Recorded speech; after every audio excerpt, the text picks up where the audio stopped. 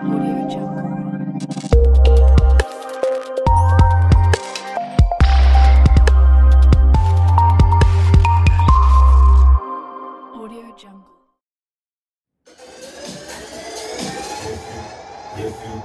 subscribe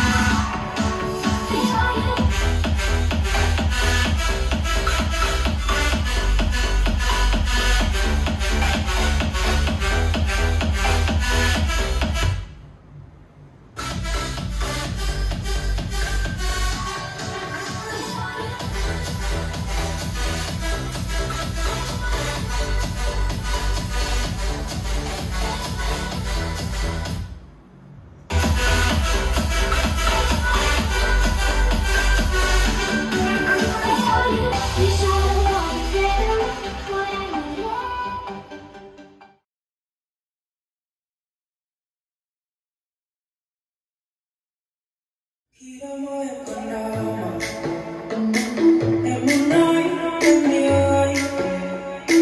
Khi bên cạnh trong hơi thở lại gần hôn anh đi. Khi con tim không còn chuyển động, khi ai mắt em ơi anh, em nói em say thương anh. Vậy lại gần hôn anh đi, lại gần hôn ta. Anh sẽ đến trời, lại gần hôn ta. Anh đến trời, chờ còn đôi ta. Tiếng núi anh nhà, giờ còn đôi ta. Em có muốn đi xa, ta chỉ sống một lần chuyện.